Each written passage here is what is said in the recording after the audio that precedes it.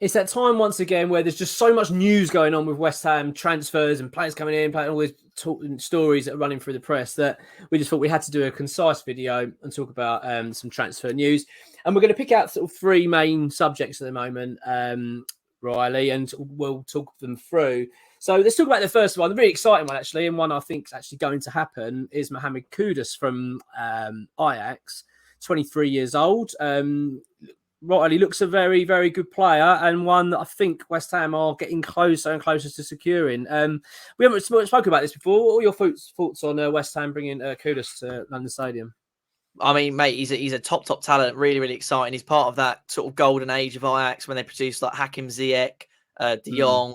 He's part of that sort of that cohort. And like we just discovered, actually, he's only freshly just turned 23. So he's a young, exciting player. He's got pace, which we desperately need. He's very direct, which again is something I think we desperately need. He can play centre forward, he can play left wing, he can play centre mid. He's got a very versatile player. Champions League experience. When he played in the Champions League, he scored 4 goals in 6 appearances for them. Absolutely tore Liverpool to shreds when he played against them. I think he's a really top talent, mate. And when Brighton came in for him, I actually was quite jealous, and I thought, God, why can't West Ham make a move for a player like that? And there we are, mate. They must have got your message then.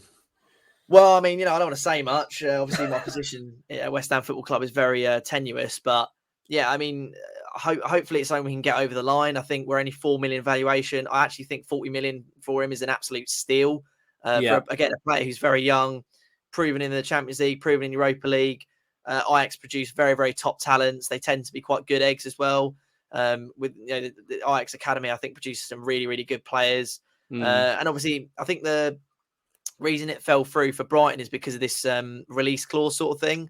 So I do hope, I haven't heard anything, but I do hope that he's not pushing for a big release clause because, again, that would kind of make it seem like he's a stepping stone. But, if it's a release clause similar to Paqueta's where it's like 85 million, am I that fast? If he works out for us and he's a brilliant player, we get 85 million for him, we double our investment. If he's not that good, if he doesn't work out, then he's not going to get sold. And hopefully he's just, going to stay at West Ham. So I think it's a really exciting one. I think it's an absolute must to get this done as soon as possible.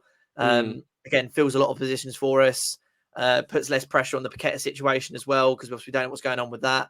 We've spoken about it before in a previous video. He's a must for me this window. Absolutely has to get over the line. Pay him what they want, pay him what he wants. And he's a very exciting prospect, and I'd love to see him put on the West Ham shirt. Yeah. I'm with you, mate. I think this would be a real coup for West Ham. I think that's what we want to see. I think it's one that gets fans excited. I think it also gives a feeling of, I don't know, that we're going in the right direction. I think losing Declan Rice this summer has been a bit of a psychological blow for everyone at West Ham.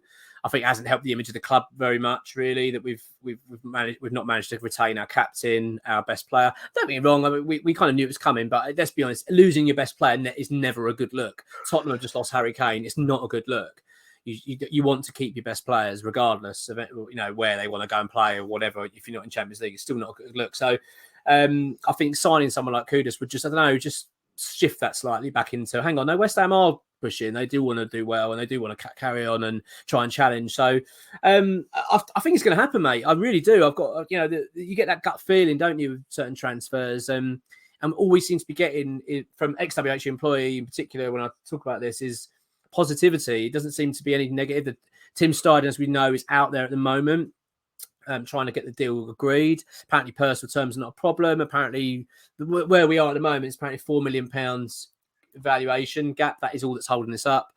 Just trying to get that agreed. So I can't imagine we're not talking huge numbers now. So you'd imagine hopefully by the end of the weekend, a deal would be agreed and we can get the player over. Because also bearing in mind, we've just done a deal with Ajax. So you'd imagine we've got good relations now with them. I'm sure, with Alvarez deal was done pretty swiftly once we got into proper conversation with them. So fingers crossed we can get another one done.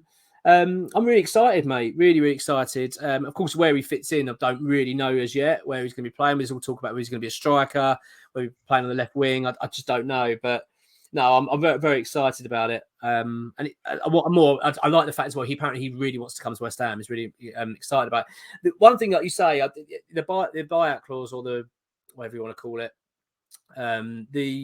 the release clause. I mean, it's a tricky one, isn't it? Because you don't like the idea of a player coming to the club desperately saying, "Right, I need to have a release clause. I want to be, I don't want to be stuck here." But at the same time, we kind of it both ways, West Ham fans. We've moaned about West Ham spending far too many years buying has-beens and buying all these older players that just come here for their final pay slip, and it never works out. Terrible. Well, we get no sell on value. Always wasting our money. I mean, how many years we've been doing that now? Ever since I was a kid, always buying sort of players that are over the hill. So now we want to go down to the market buying young, up and coming, exciting players. But the problem is with those, it's hard to retain them sometimes because if they become superstars, they're going to want to move on. So, like you say, Riley, if West Ham can get an agreement, let's say we get an agreement for 35 million in for Kudus, let's say, and then the release clause is 70 million, double your money. I've got no real problem with that. As long as we can then go and reinvest and keep going, it doesn't really bother me too much.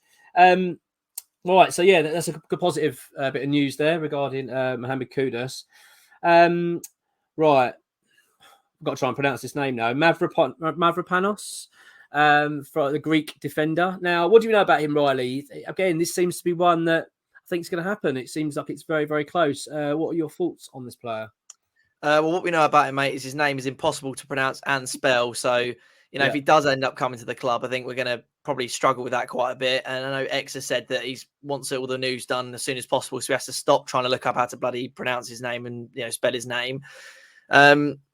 He was one of those players similar to like Pablo Mari and Tavares when he came to Arsenal, a player with high prospect that just didn't really work out at Arsenal. And I think a lot of people at Arsenal are quite happy to see him go.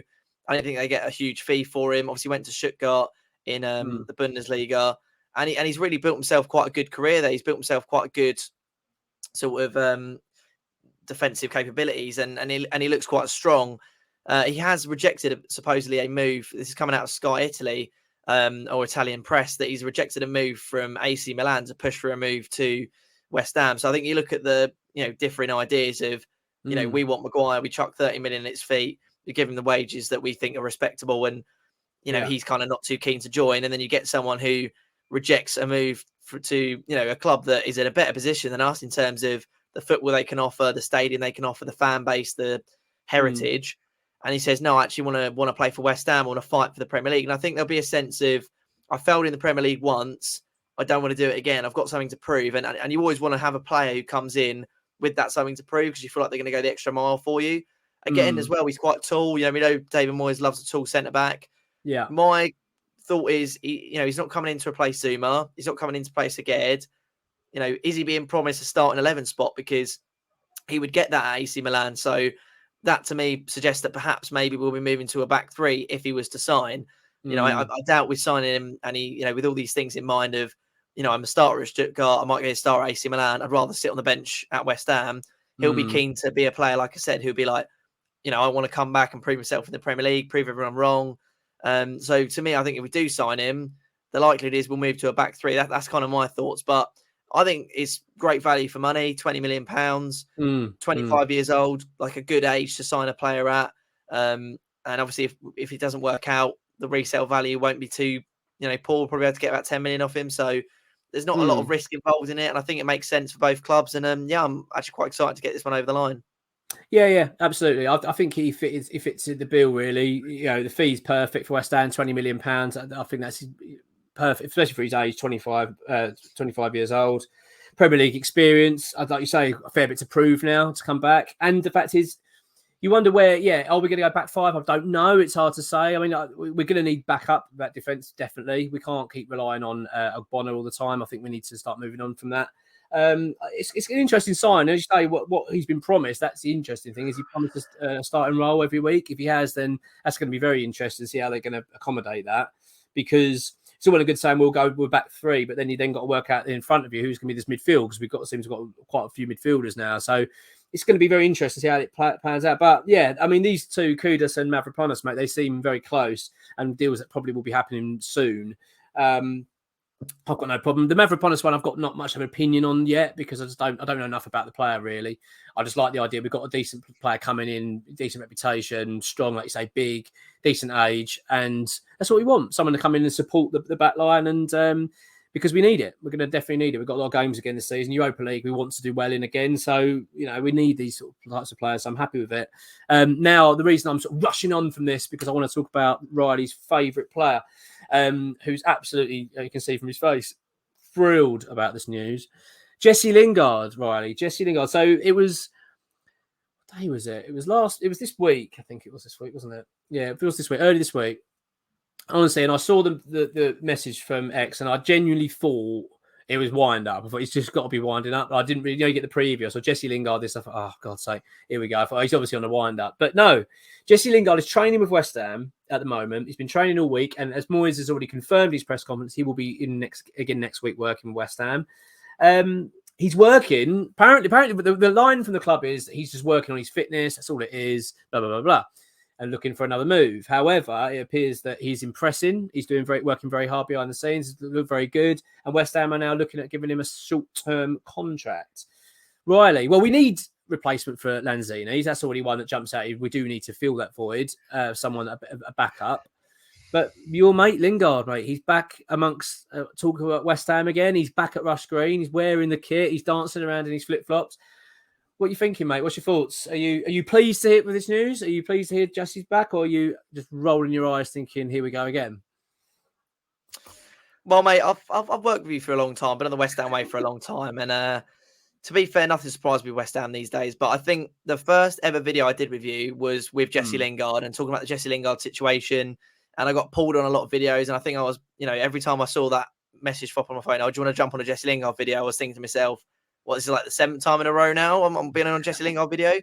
And I think if you go back and watch those videos, I said when he signed for Forest, I wouldn't be surprised if it doesn't work out at Forest that David Moyes dips his hand back in and tries to sign Jesse Lingard. And I remember you saying, no, there's no way. Come on. No, he's made a fool out of us. He's made a fool out of David Moyes. Like, surely David Moyes is not that type of person. And mate, it's a year on, things change, but some things don't. And it looks like it's going to be the case. And fair enough, the TikTok video seems to have maybe taken a steady decline and all that sort of stuff. But I think there's two sides to this, right? There's your ego, which obviously says, piss off, basically. You rejected West Ham. You didn't want to sign for the club. You said in an interview that West Ham weren't showing you the love. Love is money. You weren't showing you as much money as you thought you were worth. Clearly, if we had got him on those wages, maybe he wouldn't have performed as well as he would have done in his first spell at the club. And also, don't forget, he rejected us for Man United the first time around as well. This isn't new. Like, he rejected us for Man United and for Forest. So ego there, you sort of think, I want Jesse Lingard nowhere near my football club. My ego cannot take that. I'm not having it. But if you look at it from a smart point of view, a footballing point of view, he did brilliant things when he was at the football club in his first spell. He did okay at Man United. I think he scored the winning goal against us at the London Stadium, which obviously is classic. Yeah. Luckily, he didn't score any goals against Forest. Sort of dropped off a bit, but I think that was a hard team to settle into, having so many different players in there and the threat of relegation, whatever. I think he's well liked in the dressing room. Obviously, David Moyes likes him a lot. Could play left wing, could play centre forward. So I think if I put my ego aside, I would say yes, the Jesse Lingard deal, just from a footballing standpoint. But can I put my ego aside? That is going to be, we're going to record that part of that if you saying that, and just going to be all over social media. If you put this video with a strapline of "I want Lingard" by Riley Finch, honestly, I'll come off the channel, mate. I'll decline. I'll leave. But no, I mean, I don't think I can put my ego aside on this one. I feel like it just makes us look like right mugs. It's like going. It's like a poor relationship, isn't it? It's like your girlfriend cheats on you, and then you come back to her when she starts putting all the pictures on social media, and you think, oh, maybe it'll work again this time. And I just think that it makes us look like mugs. But I don't know. What's your thoughts on it, mate? Because I think you were quite keen for him to sign. I was. I've still got the belief that I think if he had signed last summer, I think we'd have had a better season. I know it sounds a bit ridiculous because you think, well, hang on, we brought in Paqueta, we brought in these players, and we talk about. But I just think Lingard would have just fitted the system well, hit the ground running. I just think it would have been better. I think we would have just had a better season domestically. That's just my gut feeling. But I'm not. I don't like the way Lingard treated West Ham really last summer. I thought it was pretty poor. This whole, what he was doing, the flirting with moving to West Ham. He was going on social media, chicken run and all this stuff. And if you know, you know. And he was putting we were doing that silly thing with the car. He was going, oh, what car am I going to get in, and all that crap. So I got a bit. That's the point where I kind of turned on him a little bit. I thought, I don't like all that. You kind of just do what you want to do. And what we know from behind the scenes was he actually desperately wanted to come to West Ham. I think the problem is with Lingard, it appears, I think he's got the horrible situation, which a lot of players do have, is where their families are their agents, which I don't ever really think is a good thing. So I think sometimes you get a bit of greed with these people, and I don't think necessarily they're really looking out for their career interests. They're more just pushing for money. That's what I get anyway from it. And I think that I get the feeling that he wanted to come to West Ham. West Ham offered him a good deal. I think it was something. I think we offered him something like 70 grand a week or 80 grand a week for 3 years. And I believe it was a little bit more than that, to be fair, because I think Forest offered him close to 200 grand. No, it wasn't. No, it wasn't. It was something. It wasn't 200. It was something like. Let's just call it 100 then. It was around about 100 grand a week. But I think because we gave him a long-term deal. I think it was a 3-year contract. Whereas Forest came in and said, we'll give you 200 odd grand a week, but we'll give you a year. And he's just gone, all right, and then we'll give you a big signing on fee. And I think he just saw the pound notes, and I think his family, from what I understand it, wanted him to take that deal. And I think that's what happened.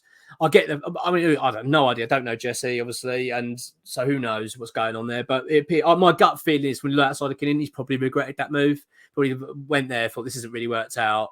You know, West Ham just won a bloody trophy. He could have had a bloody winner's medal in his cabinet now, and he's probably thinking of, what did I pick this for? So obviously, Moyes and him obviously still get on. They must, eh?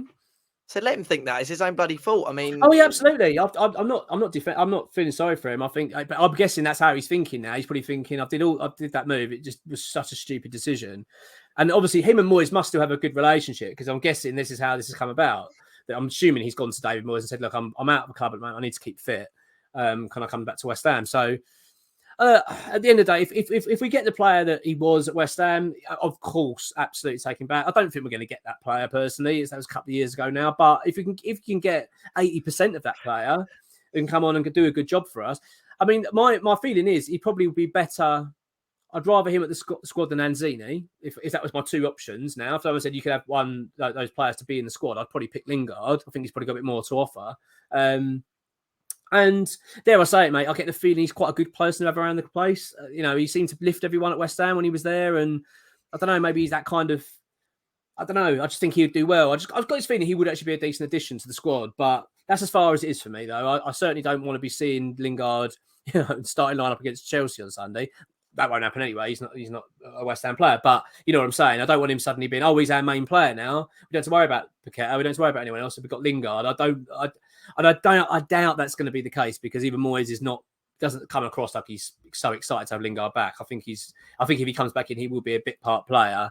That's fine. I think we can accept that. We've got European football. We've got domestic cups. We've got loads to be playing. So yeah, if we get that sort of player, mate, that he was at the club, then I'm all for it. And do you know what, mate? I've got quite a big feeling. I think it will happen. I do think there will be some sort of contract offered. The thing is, of course, it just takes another offer to come in somewhere else with more money, and you get the feeling, and then the Lingard mob will go, come on, take that one. That's more money now. So that's what my gut feeling, that could also happen as well. But yeah, I don't know, mate. As it stands, though, it appears it could happen.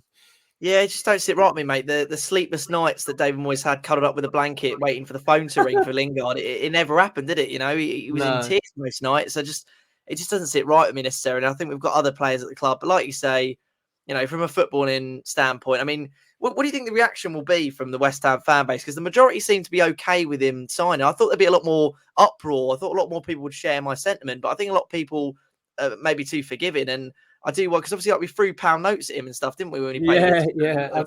So I wonder what his reception would be like at the London Stadium. I think it'll be a bit mixed. I do think it'll be quite mixed. But I think as well, once let's be honest, once he does something, he comes on the pitch, bangs a goal in, or sets someone up, gives the cross hammers. Let's be honest, fans forgive. We're very fickle, aren't we, football fans? And we do tend to, all it does is flash a little bit of the old hammers signs, give it a bit of that, and everyone will go, "Oh, Jesse's brilliant," and then we'll all be forgiven, I'm sure. So, obviously there'll be the odd fan that's going to go, "Oh yeah, I'll never want to support him," and all that. That's fine.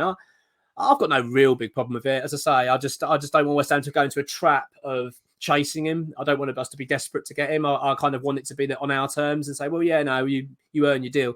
But it is pleasing to hear that he's rocked up with the right attitude. Apparently he's been excellent in training, so that's good. That's just a good sign. And let's wait and see how it happens, mate. But yeah, at the moment, as it stands, Jesse Lingard could well be coming back to West Ham. Bye.